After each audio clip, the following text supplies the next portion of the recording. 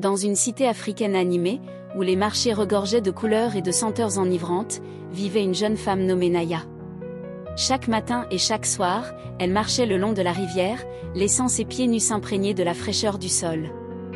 L'eau l'attirait irrésistiblement, comme une amie silencieuse à qui elle confiait ses pensées.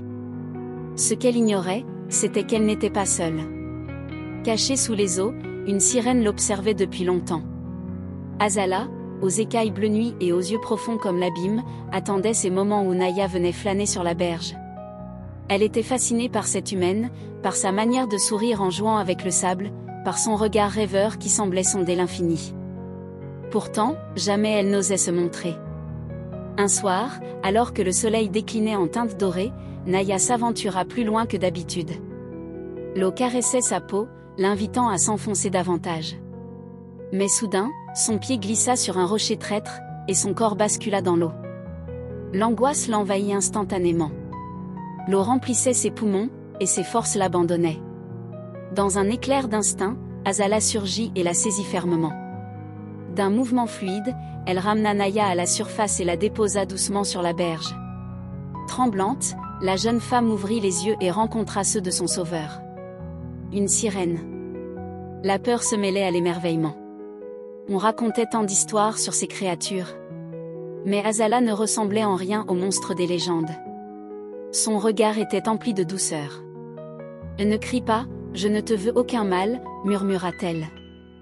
Naya hésita, le souffle court. « C'est toi qui m'observais. » Azala esquissa un sourire.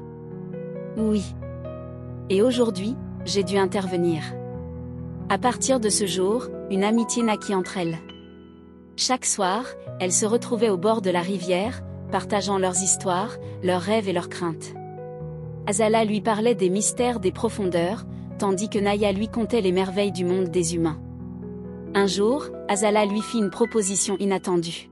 « Viens découvrir mon monde. » Naya frissonna. « Mais je ne sais pas nager. Laisse-moi t'apprendre. » La sirène lui tendit la main.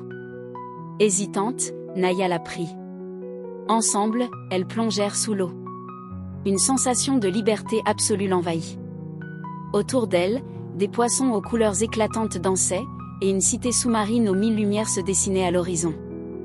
Mais ce fut un regard qui changea tout. Celui de Kael, un jeune triton au regard intense, qui, dès le premier instant, fut captivé par Naya. Peu à peu, un amour interdit naquit entre eux. De cette union naquit un enfant extraordinaire, mi-humain, mi-sirène, porteur des deux héritages. Lorsqu'elle revint sur la terre avec son fils, les humains furent saisis d'effroi. L'enfant, avec son regard perçant et sa sagesse précoce, les déstabilisait. Certains le craignaient, d'autres le rejetaient. Mais le temps révéla son véritable don. Il pouvait lire les âmes et apaiser les craintes. Grâce à lui, humains et sirènes commencèrent à se comprendre. La peur laissa place à la curiosité, puis au respect. Ainsi, les eaux et la terre scellèrent une paix nouvelle. Et chaque matin, au bord de la rivière, une femme et une sirène riaient ensemble, témoins d'une histoire que l'on n'oublierait jamais.